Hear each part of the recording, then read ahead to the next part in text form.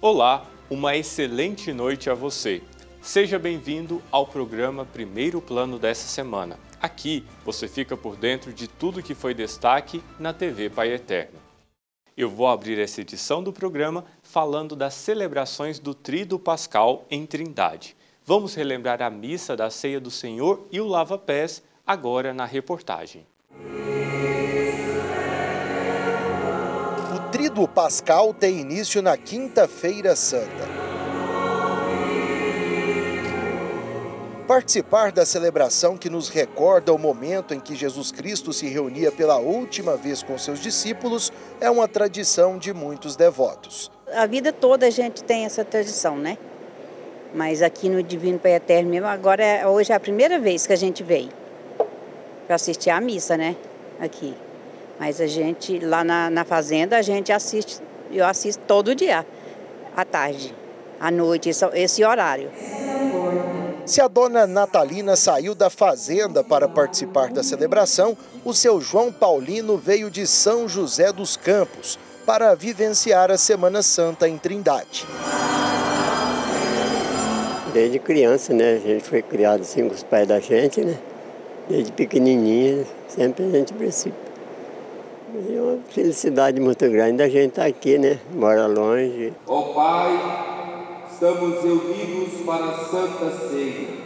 Vivenciar a última ceia do Senhor, momento em que Cristo institui a Eucaristia e o sacerdócio. Verdadeiro pão, verdadeira bebida. O Cristo vai se oferecer plenamente, celebrando a eterna, nova e eterna aliança. E a aliança é Ele mesmo, doado para a salvação do mundo. Então esse alimento que Ele vai nos oferecer é alimento que vai saciar nossa sede de justiça, de amor, de fraternidade para o mundo. É o alimento que todos os dias buscamos na Eucaristia. Quando celebramos a Eucaristia, celebramos a fraternidade. Quando celebramos a Eucaristia, celebramos o memorial da paixão, da entrega de amor, relembrando este povo que celebrou uma saída da escravidão para a libertação. E assim, cotidianamente, nós também precisamos e somos chamados, a partir do Cristo, a celebrar este caminho. A Eucaristia é a festa da libertação, a festa do amor e desse reencontro com Deus, que nos faz eternos e plenos da fraternidade. Na Quinta-feira Santa, um rito muito importante, repetido todos os anos pela Igreja Católica, é o lava-pés. Esses são os elementos utilizados para o lava-pés, que será representado pelo padre Marco Aurélio, reitor do Santuário Basílica do Divino Pai Eterno. Ele irá retratar um gesto que Jesus fez no último momento ali da última ceia com os seus discípulos, em que ele lavou os pés de cada um, demonstrando humildade e alegria em servir o próximo. É importante entender o lava-pés a partir da mesa. A mesa tem um significado muito importante na palavra de Deus. A mesa é o lugar do encontro, é o lugar do reconhecimento, é o lugar da descoberta, é o lugar da acolhida, é o lugar da fraternidade. Jesus celebrou em várias mesas, a mesa do pobre, do caído, do pecador, e ele vai celebrar agora essa última grande mesa, que é a mesa da paixão, a mesa da sua entrega definitiva. E antes de celebrar esse gesto, ele revela a grandeza da ação do discípulo, aquele que deve servir. Quando as pessoas vão à mesa antes de Jesus, eles são servidos e saem de lá satisfeitos. Depois de Jesus, todos servem-se uns aos outros e de lá saem para servir outros. É a experiência da fraternidade. Então a mesa nos ensina. E Cristo Jesus, a partir da mesa, ele se inclina, indicando para o discípulo e para todos nós que a partir de baixo o olhar da fraternidade, de um Deus que vem ao nosso encontro. O Pai Eterno vem se colocar aos pés da humanidade para ser nosso Deus e para celebrar amor e fraternidade. O ato de Jesus mostra que o Mestre não é maior do que seus servos e que ele deve sempre se colocar em condição de igualdade, até porque todos são iguais aos olhos de Deus. Tendo conhecimento sobre a importância desse momento, o ministro da Eucaristia, João Batista, se emocionou em representar um dos discípulos de Cristo. Para a gente é uma emoção, né? Você representar os discípulos aqui na Lava Pé, para a gente é uma oportunidade única na vida, né? Porque você fica esperando uma oportunidade dessa, você vê os outros lá em cima. Pô, será que um dia eu vou sentar lá e receber essa honra de ser lavado os pés, representar um discípulo de Jesus? Para mim foi uma emoção única. Se comer e estender o corpo que será entregue por vós. O início do tríduo pascal é celebrado com alegria, diferente do silêncio da Sexta-feira Santa, quando vivenciamos a paixão do Senhor.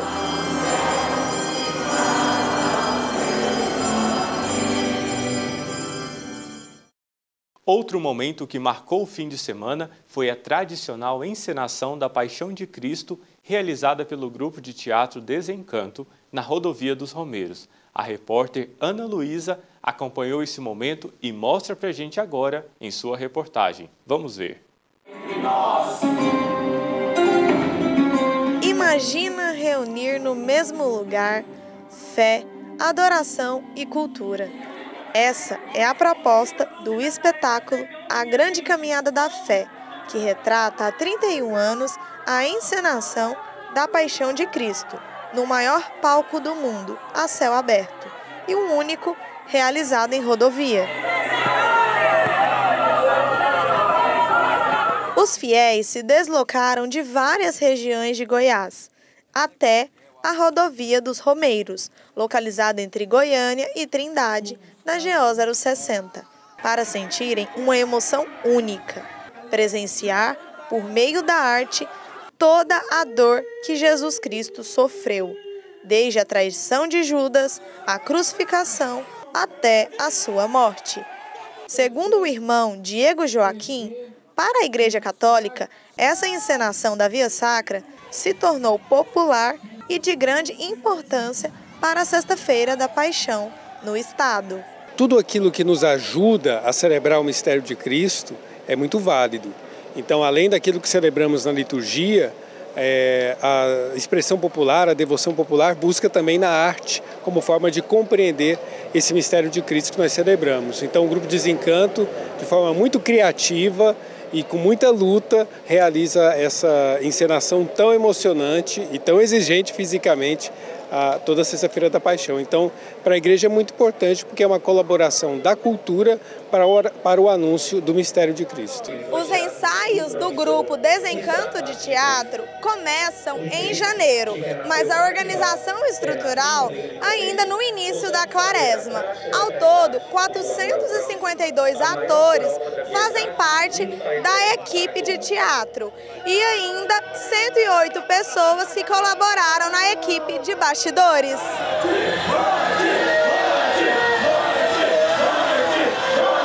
Para o diretor teatral do grupo Desencanto de Teatro, Amarildo Jacinto, é uma honra realizar esse evento. Desencanto é você despertar para uma nova realidade através da arte, da cultura, da religião. E nós precisamos cumprir o nosso papel social nesse mundo, o nosso papel de gente, o nosso papel de cidadão.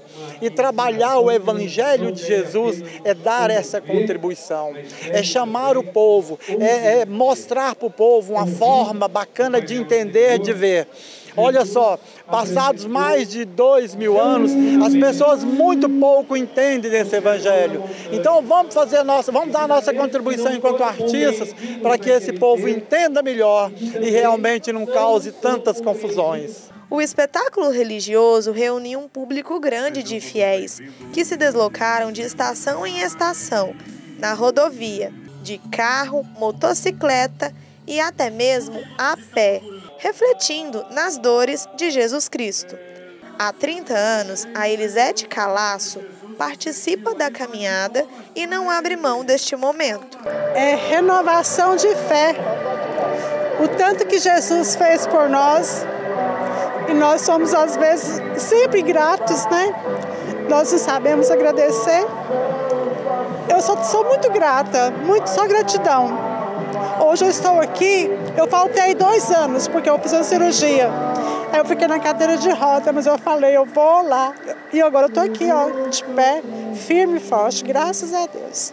E Osana Losata foi acordada de madrugada pelo neto de 9 anos para participarem juntos do espetáculo. E a pedido do meu neto, que hoje nós estamos aqui nessa romaria tão linda, com grande elenco e o pessoal todo cheio de talento. E meu neto está prestigiando tudo isso com maior alegria. E eu procuro para ele, meu filho, valeu a pena. E muito, vovó. Ele fala assim, e muito, com os olhos rasos de água, sabe? Ele está muito feliz por estar caminhando nessa catequese tão maravilhosa. Conhecida como a capital da fé, muitos devotos e moradores de Trindade também participaram da Via Sacra. De acordo com o prefeito Marden Júnior, esse momento religioso para a cidade é muito positivo. Hoje, uma das maiores apresentações do mundo, a céu aberto, as margens da rodovia, acontece aqui na cidade de Trindade. Então nós temos que agradecer muito o Grupo Desencanto, o governo do estado, a prefeitura, unidos, de mãos dadas, para que a gente possa construir momentos como esse, que serão marcantes ao longo de toda a história da cidade de Trindade, em especial aqui de cada romeiro, cada devoto que vem à cidade de Trindade e contempla esse momento. A emoção foi grande entre os mais de 400 atores do espetáculo. Para Eli Júnior, protagonista da história, há 5 anos, representar o Filho de Deus é uma honra.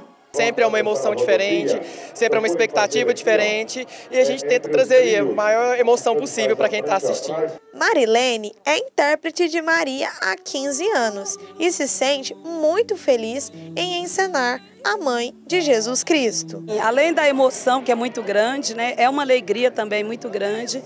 Afinal, a gente representar a mãe, a grande mãe, a mãe de Jesus, e nossa, é assim, não tem às vezes nem palavras, né? O sofrimento que a gente tenta passar aqui, eu acredito que não é nem o tanto que ela sofreu com a perca de um filho. Só uma mãe mesmo que perde um filho é que sabe, né?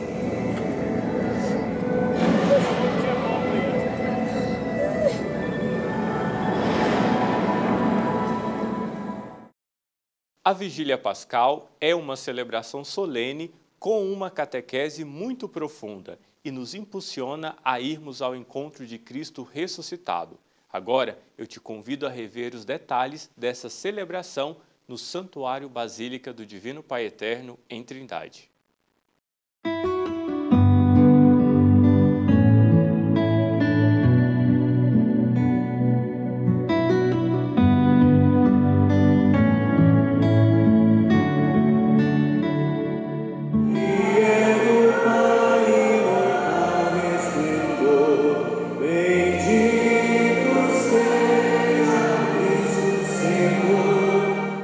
Por que estáis procurando entre os mortos aquele que está vivo? O 5º versículo do capítulo 24 do Evangelho de Lucas nos traz essa importante reflexão. E em cima dela realizamos a Vigília Pascal, encerrando o Tríduo e iniciando a Páscoa da Ressurreição. A Vigília Pascal é a celebração mais importante de todo o calendário litúrgico. É a celebração das celebrações e a noite de todas as outras noites. Aqui nós celebramos a ressurreição de Jesus. Todo o caminho que nós fizemos ao longo desse tempo quaresmal nos preparou para este tempo especial, porque a nossa fé se funda na ressurreição. O fundamento de tudo que realizamos durante o ano está na ressurreição. Cristo passou pela morte, celebrou o seu sacrifício e ressuscitou.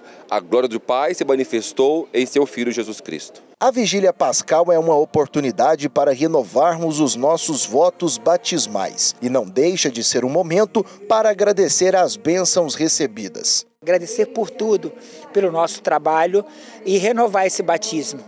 Com certeza, né? 60 anos na cara é como se estivesse sendo batizado hoje. A energia, a luz é a mesma coisa. Muitas famílias presentes para a vigília, já vivendo o verdadeiro sentido da Páscoa. A gente está muito contente de estar participando aqui dessa celebração da Vigília Pascal, porque é um sinal da nossa salvação, né? E a gente poder estar trazendo nosso filho também para participar, para poder já ir ele introduzindo a nossa fé católica para ele ir conhecendo melhor também os nossos dogmas e tudo mais. Entre a vigília realizada no sábado e a celebração do domingo não existe uma transição. A Páscoa do Senhor é um momento único e que dura vários dias. Na verdade, a partir da proclamação da Páscoa, que acontece dentro da solene vigília pascal, a igreja vive uma alegria, uma exultação tão grande que dá-se início a um período chamado de oitava pascal. São 8 dias, a partir do domingo até o próximo sábado, que para a igreja é como se fosse um único dia. Isso, inclusive, fica, digamos, expresso numa bonita antífona que nós rezamos na liturgia ao longo desta semana. Este é o dia que o Senhor fez para nós, alegremo-nos e nele exultemos. Alegremo-nos no Senhor que ressuscitou e nos libertou da morte e nos deu a vida eterna. Movimentação intensa ao longo de todo o dia. Desde as primeiras horas do domingo, milhares de devotos passaram pelo Santuário Basílica do Divino Pai Eterno. Vivenciar esse momento de Páscoa dentro da igreja é algo que traz extrema alegria e satisfação a todo cristão. A missa de Páscoa é a ressurreição, é o começo de uma vida nova, né? Que o mundo está tão precisado, né? De uma renovação. E isso, para mim, é de suma importância como católica e devota do Divino Pai Eterno. Vivemos uma semana especial, toda voltada em preparação para esse momento de ressurreição, a vitória da vida sobre a morte, que traz o verdadeiro significado da Páscoa. Jesus assumiu nossa história, nasceu, viveu como nós e nos ensinou um caminho, o caminho do bem. O caminho de fazer as coisas corretas, de ter respeito uns pelos outros e, sobretudo, amar. Amar quem nos ama e amar também quem não nos ama. Porque hoje em dia a gente anda muito acomodado em achar que o amor é só para aquelas pessoas próximas. O amor cristão é o amor que transcende todas as fronteiras. Pois é, Jesus fez isso tudo, se entregou na cruz, morreu por amor a nós e ressuscitou. Páscoa é a gente entrar nessa dinâmica. Páscoa é a gente aceitar essa transformação que Jesus já realizou e Ele quer que a gente entre também. Viver bem, respeitar os outros e amar todo mundo. Esse momento tão especial não termina aqui. A Páscoa da Ressurreição segue até o dia de Pentecostes. E nós agora, durante 50 dias, vamos experimentar este encontro de Jesus com os seus discípulos para ir aquecendo o coração deles para reconhecer que Jesus não ficou na morte, Jesus ressuscitou. Então, esses 50 dias é pedagogicamente para que a gente compreenda que Jesus está presente em nosso meio e, pouco a pouco, vai nos ajudando a compreender que a morte não venceu, mas a vida venceu a morte e o bem venceu o mal. Existia uma festa muito importante antigamente para Israel, a chamada Festa das Tendas ou a Festa da Colheita, que 50 dias depois da Páscoa, eles celebravam juntos a festa onde eram apresentadas as primícias, os primeiros frutos daquilo que plantavam. E nós cristãos ressignificamos isso. O Pentecostes para nós é esta primícia, é o Espírito Santo, o fruto da experiência do Cristo ressuscitado, da Páscoa. Portanto, 50 dias depois da Páscoa, nós recebemos os frutos, que é o Espírito Santo.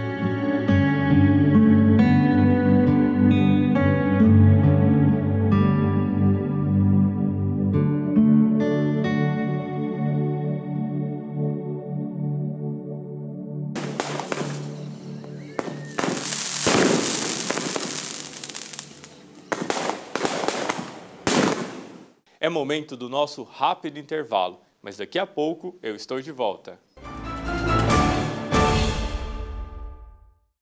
Estamos de volta com o programa Primeiro Plano dessa semana. É fato que os animais fazem parte de nossas vidas. Muitas pessoas convivem ou têm um animal de estimação como companheiro ou integrante da família. Infelizmente, existe o lado sombrio dessa história, que é o abandono e os maus tratos de animais. A repórter Daiane Rodrigues preparou uma reportagem especial sobre a importância de adotar e cuidar bem de um animal resgatado. Vamos acompanhar. Os dados sobre o abandono de pets no Brasil são comoventes. De acordo com uma pesquisa realizada pela Organização Mundial da Saúde, somente aqui no país existem mais de 30 milhões de cães e gatos abandonados em abrigos e ruas, esperando somente um lar. Mesmo que há quem abandone, é possível sim transformar o mundo se cada um de nós aprender a acolher, cuidar e amar. A Clarice é protetora dos animais e adotou 2 cadelinhas, a Mona Lisa e a Sol Maria. Agora elas fazem parte da família. Eu sou protetora porque eu ajudo nessa causa e aqui nesse estado, principalmente aqui nessa cultura, eles fazem muita maldade. Então, infelizmente, existem muitos animais na rua.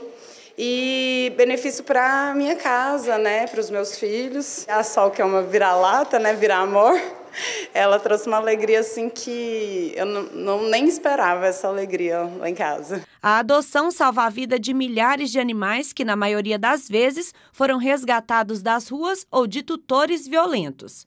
Além disso, muda para melhor a vida de quem adota e do animalzinho, que tem um novo recomeço e a oportunidade de ser amado. A Cristal foi resgatada e hoje é o xodózinho da família. É a primeira vez que a gente adota. Para a gente foi uma surpresa muito boa, porque a gente achava que não dava conta e ela é o xodó lá de casa agora, né? É um amor que a gente não conhecia, experimentou, foi maravilhoso. Acaba mudando o dia a dia, né? Mudou. Mas eu falo que ela é quem menos dá trabalho lá em casa, as crianças dão mais. Aqui nesta empresa há todo um processo para que esses animais possam ir para um novo lar. Quando a gente vai fazer essa adoção, né, dos animais, a gente sempre passa por alguns processos, como, por exemplo, exames de sangue básico, tá? Para a gente ver se o animal tem anemia, alguma doença, células de defesa. Faz a vermifugação do paciente e o mais importante, a esterilização, né? Hoje, um dado importante, até a nível de curiosidade, se a gente for pegar para ver, a gente tem mais de 130 milhões de pets só no Brasil. E com esse dado, a gente ocupa hoje o 2º lugar do ranking com maior população de pet. Então, o que é o ponto importante? A gente sempre fazer a esterilização para a gente não ter tanto abandono nas ruas como a gente vê hoje em dia. Quem adota também precisa ficar atento, já que com o animalzinho vem também as responsabilidades. Quando esse animalzinho vai para casa, é sempre importante a gente ressaltar alguns cuidados, né? Como, por exemplo, é sempre bom, mais ou menos de 6 em 6 meses ou de 1 em 1 ano, tá fazendo no mínimo um exame de sangue, que é um hemograma, tá? Para a gente já pegar uma possível doença, né? Antes de manifestar o pior, como eles infelizmente não falam, né? Tá trazendo de 3 em 3 meses para a gente estar podendo fazer o vermífugo, ou pode fazer em casa também, não tem problema. Sempre dar alimentação, ter o carinho, né? Uma boa ração, tá? Então, assim, muitas vezes as pessoas acham assim, é só pegar, ter um animalzinho. Não ele sempre exige alguns cuidados especiais, principalmente pelo método que eu falei, que eles infelizmente não falam. Atualmente, há uma proporção maior de animais que foram vítimas de maus tratos, cerca de 60%. E os 40% restantes são resultado de abandono. Quem luta em prol desta causa acredita que houve evolução, mas ainda há muito que mudar. A importância dos protetores, dos defensores dos animais, ela é muito grande, porque o poder público, infelizmente, insiste em não olhar, né, devidamente de acordo com a lei, principalmente com as necessidades. Então, o cidadão, as pessoas de bem que amam, que gostam, estão desenvolvendo esse papel de acolher, de cuidar, de resgatar, de dar o tratamento devido, de alimentar um animal, cão comunitário, né, ali medicar, dar água. Então, é muito importante porque toda vida importa, seja ela humana, animal, né? E eu creio que uma sociedade assim inteligente, ela é uma sociedade que abraça todas as causas. E por que não a causa animal? Essa evolução se dá devido aos vários projetos aprovados para conscientizar a sociedade sobre a importância de cuidar dos animais. Recentemente, a Câmara dos Deputados aprovou um que incentiva a adoção de pets. A proposta do deputado Fred Costa, do Patriota de Minas Gerais, estabelece que pet shops, clínicas veterinárias e estabelecimentos semelhantes fixem em suas instalações cartazes que facilitem esse processo de ação. As clínicas médicas veterinárias e congêneres passam pessoas que, assim como eu, amo os animais. Faço aqui um parênteses, ninguém é obrigado a amar como eu amo, mas a respeitar com certeza. E sendo dessa forma, com os cartazes, a gente quer fazer cada vez mais a cultura da adoção aumentar. Adoção, eu indico. A expectativa para quem ama e protege os animais é que cada vez mais a sociedade se conscientize e as leis se tornem mais rígidas para que os bichinhos fiquem mais protegidos.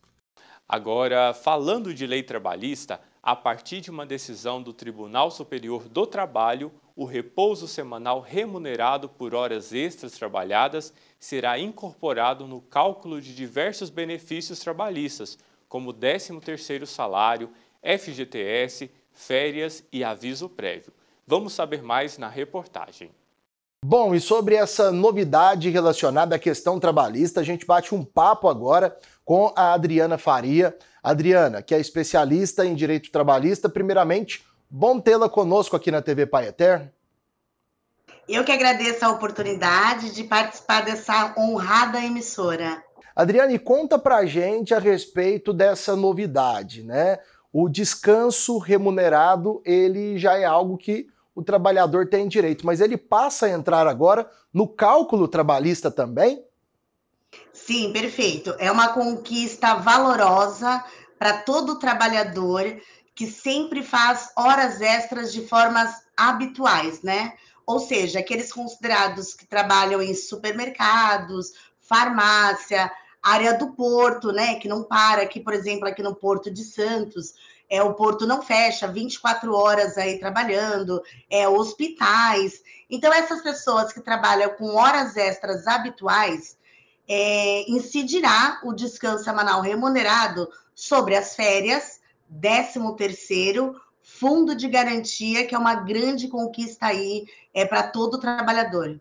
Certo, e assim, até em cima disso, eu queria que você, como uma especialista da área, nos contasse que peso deve ter, né, para os empresários, os chefes, né, os proprietários, né, vamos colocar assim, que peso vai ter para eles esse aumento? Olha, essas grandes empresas, né, que necessita desse trabalho habitual, é um impacto muito grande para todo o empregador, mas em contrapartida a gente tem que levar em consideração que na hora de descanso o empregado está à disposição da empresa, ou seja, a empresa continua faturando, continua aí movimentando a sua área, né? Então é muito importante que o trabalhador seja de uma contrapartida remunerado, já que ele deveria estar no seu horário de descanso. Certo, Adriana, e assim, pelo seu conhecimento e pelo que você tem apurado, tem acompanhado, você acha que em breve teremos mais novidades nesse sentido também, de apoio ao trabalhador?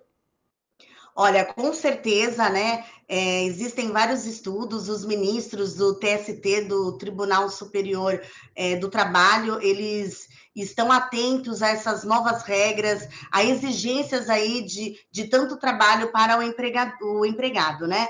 E nessa foi uma grande conquista, né? Porque, olha, levando em consideração, eu fiz até uma regra aqui bem rápida para as pessoas entenderem da forma matemática, né? Então, vamos lá, uma pessoa que trabalha e tem uma remuneração de R$ 2.200 por mês, ela receberia R$ 10 por hora trabalhada, né? Então, se ela fizer vamos supor, trabalhar 6 dias direto, isso ela terá um acréscimo de, em vez de 90, R$ 105.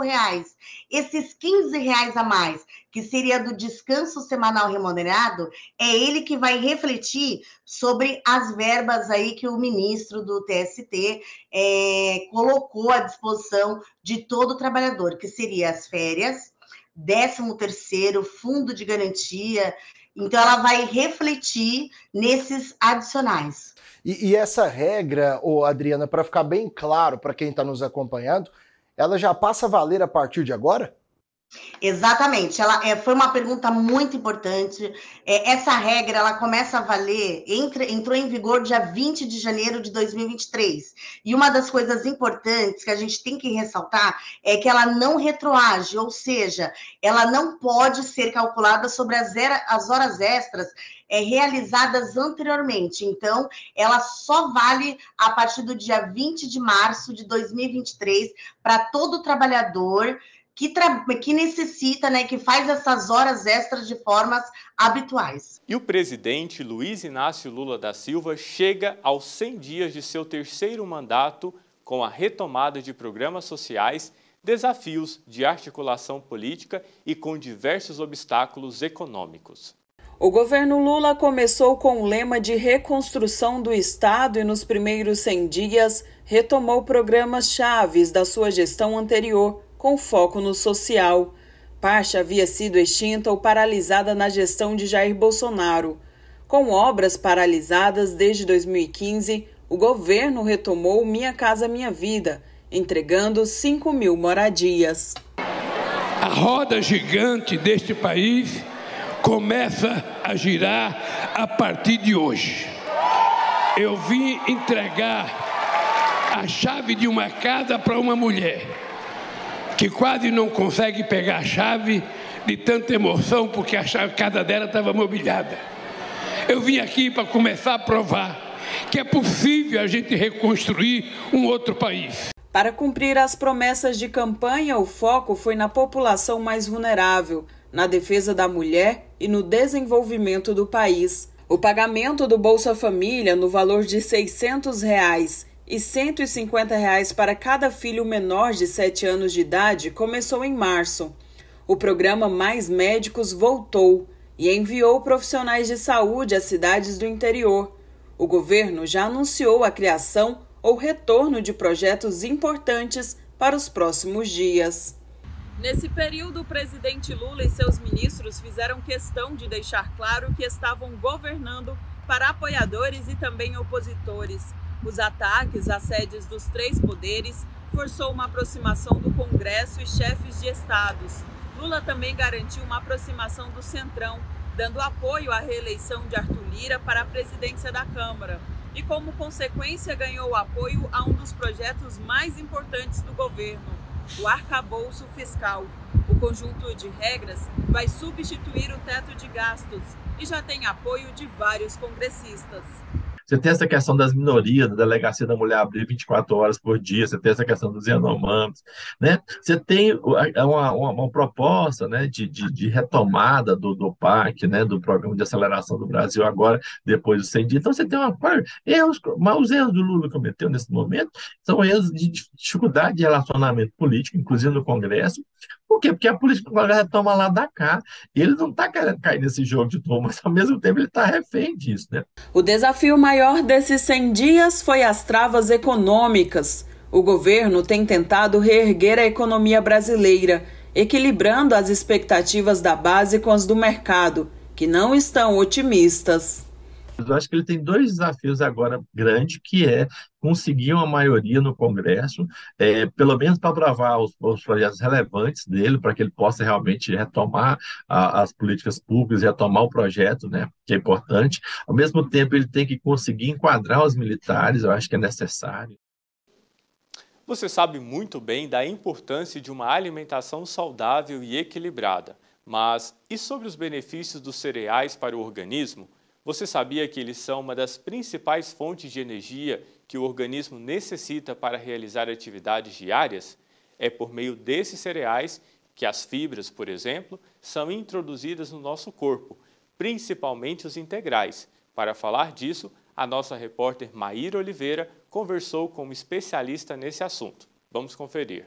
Olá, gente, tudo bem? Hoje nós vamos falar de um assunto delicioso, a importância de cereais na nossa alimentação, e quem vai contar tudo pra gente é a nutricionista Letícia Borges, que já está aqui ao meu lado. Ela vai dar dicas valiosíssimas, você não pode perder. Letícia, bom dia! Oi, Maíra, muito bom dia. Muito obrigada pelo convite para estar aqui com vocês mais uma vez. E falando desse tema, né, que eu adoro tanto, que é o universo dos cereais. Para começar, então, explica pra gente o que são os cereais e qual que é a importância deles na nossa alimentação, no nosso dia a dia. Bom, os cereais, eles fazem parte da nossa alimentação há muitos anos. Eles são a principal fonte de energia, né? Para a gente poder fazer todas as nossas atividades diárias. Possuem fibras, minerais. E aqui a gente vai falar um pouquinho mais para vocês. Então, muita gente de casa ainda não sabe, né, o que são esses cereais, e você trouxe aqui alguns produtos para mostrar para a gente. Explica cada um deles e quais os benefícios para a alimentação de cada um. Sim. Aqui eu trouxe os cereais integrais, né, porque o cereal tradicional, como o arroz, o feijão, esse todo mundo já conhece, né? Consome todos os dias, no almoço e no jantar. E eu trouxe para vocês um pouco do universo dos cereais integrais. Por quê? Né? Só antes de eu apresentar, por que a gente deve consumir esses cereais integrais? Porque eles estão na sua forma mais integral. Então ele vai preservar ali o farelo, que está na casca, vai preservar muitas vezes o germe, que é a parte mais nobre dos cereais. E ele, acredito que muita gente já faça o uso, né, devido à pandemia, muita gente já foi conhecendo mais esses cereais, porque ele aumenta a nossa imunidade, né, ele é completamente global no nosso organismo. E aqui eu vou mostrar para vocês um pouquinho do que eu trouxe. O básico, né, gente, semente de chia. Se quem não conhecia semente de chia, depois da pandemia passou a conhecer. Antes, quando ela veio, né, para o Brasil, ela tinha um custo muito elevado. À medida com que a gente já foi plantando aqui na nossa região, no Centro-Oeste, no Cerrado, ele passou a ter um preço muito mais acessível. E quando ela começou a ser consumida, era principalmente para emagrecimento.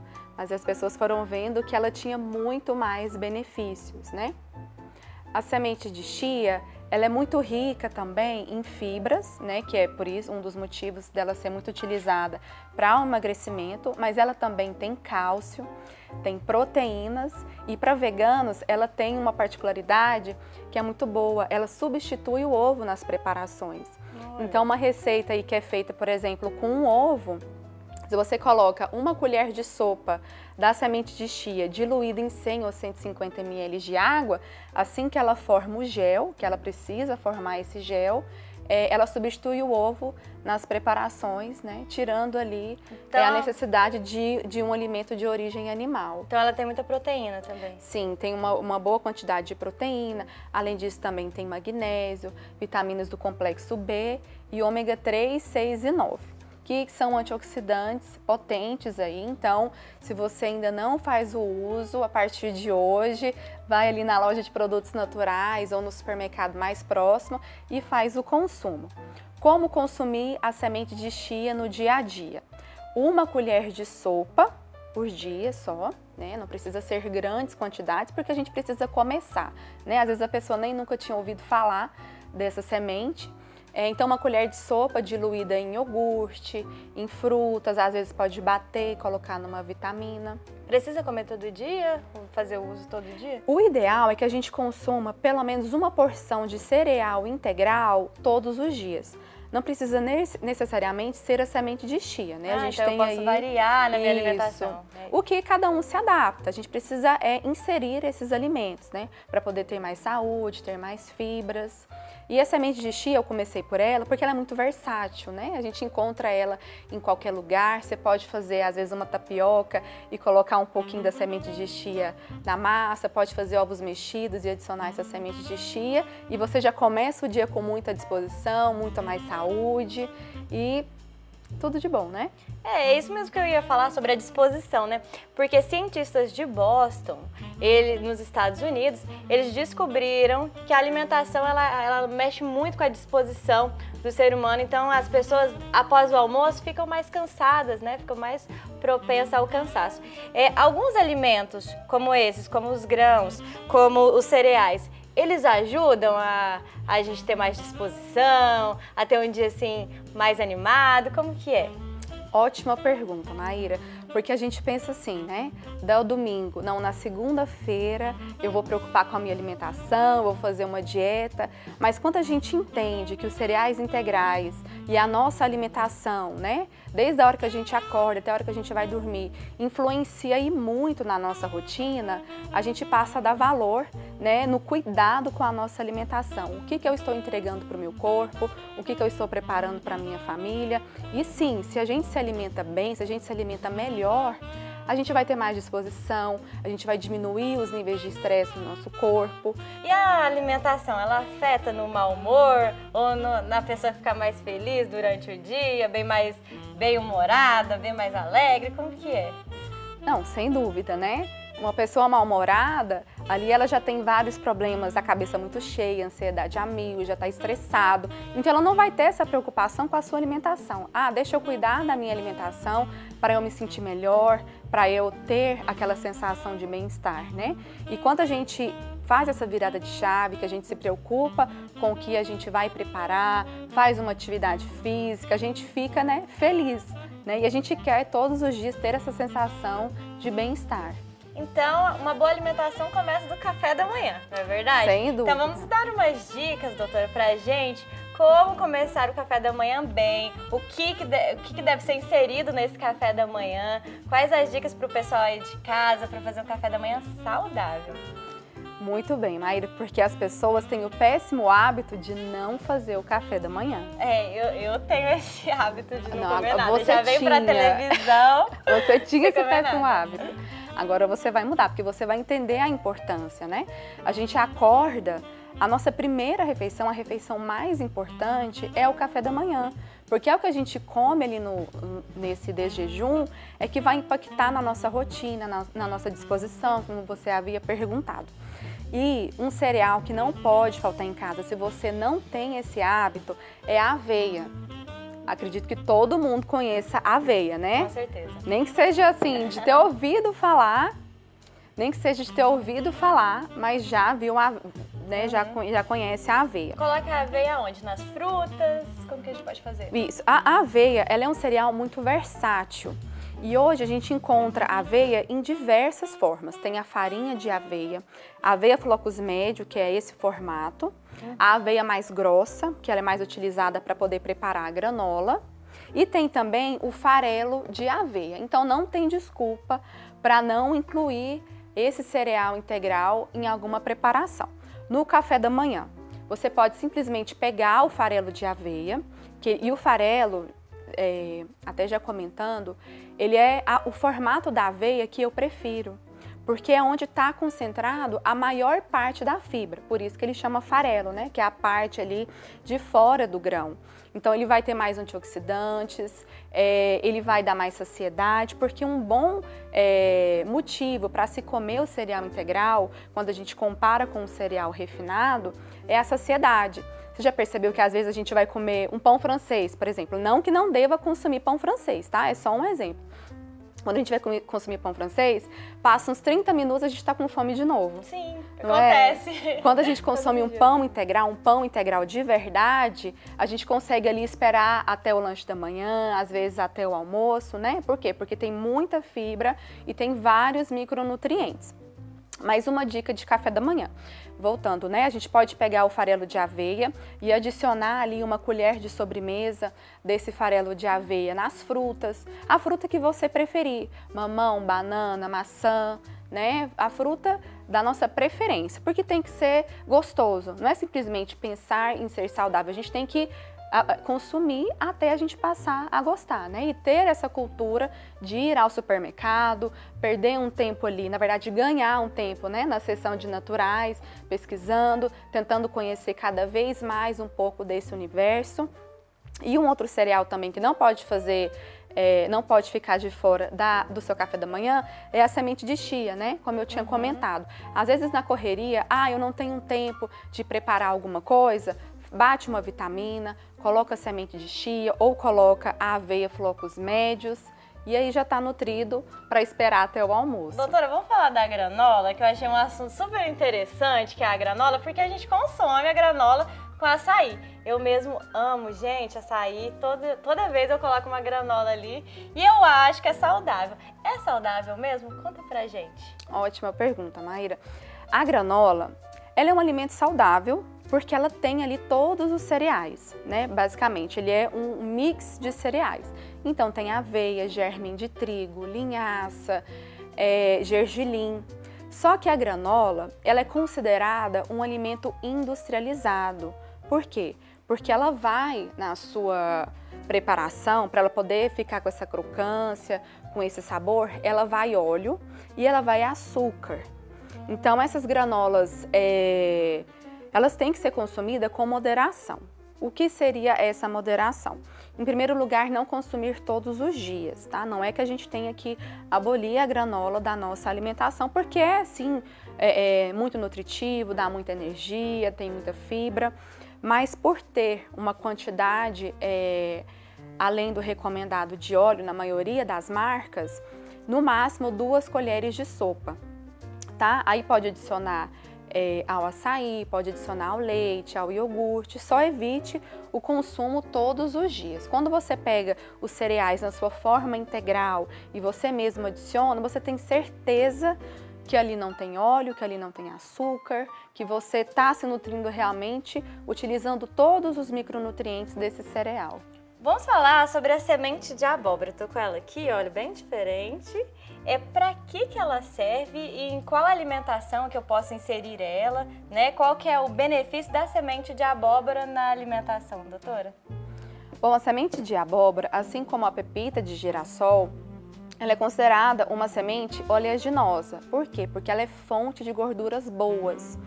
Então, a gente pode adicionar aí 1 colher de sopa nas saladas. Tem algumas marcas mesmo de granola que vai essa semente de abóbora e ela é rica em magnésio. O magnésio, ele ajuda na questão do sono, ele também é muito importante para poder auxiliar no combate à depressão, ansiedade.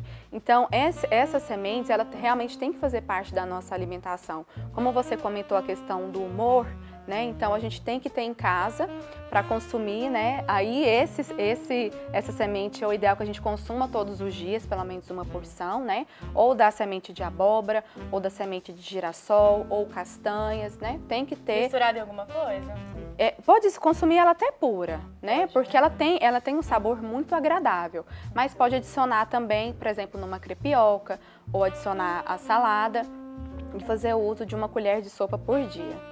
Para finalizar, doutora, você estava falando sobre a questão da depressão e é um tema que nós falamos muito aqui no nosso programa e eu gostaria que você desse uma dica para a gente sobre alguns alimentos, sobre alguns grãos, alguns cereais que podem ajudar, né, na nossa saúde mental, que podem ajudar nesse combate à ansiedade, ao estresse. Tem algum alimento assim? Sim, claro, né? Porque afinal a gente nutre o nosso corpo, sempre preocupando com os benefícios que isso vai trazer para o nosso corpo. E pensando também na questão da depressão, a gente sempre tem que lembrar de 2 nutrientes, triptofano e magnésio. Onde que a gente encontra o triptofano, que vai poder auxiliar nessa sensação do bem-estar, né? Diminuindo aí sintomas de depressão e ansiedade. A gente encontra triptofano no feijão, então todos os dias, né, o brasileiro consome feijão. No grão de bico também, que são as sementes chamadas de leguminosas. Então, o que são leguminosas? Grão de bico, o feijão, lentilha, ervilha, tá? Esses também a gente pode adicionar sempre um tipo dele todos os dias. Daqui a pouco voltamos com o programa Primeiro Plano. Voltamos, que alegria ter a sua companhia. Vamos rever uma conversa da Caísa Portaluppi com o padre Fênix de Oliveira sobre o tempo pascal. Que nós vamos falar de um tempo especial. A festa da Páscoa é uma festa, é uma celebração, é um momento importante para todos nós cristãos. Sim. Eu gostaria que nós começássemos a falar, para todos que estão acompanhando o programa, o que muda na liturgia nesse tempo? Sim. Quando a gente pensa no tempo pascal, a gente percebe por excelência que é a festa mais importante para nós cristãos. justamente porque nos diz São Paulo, se Cristo não ressuscitou, vã é a nossa fé, vã é a nossa pregação.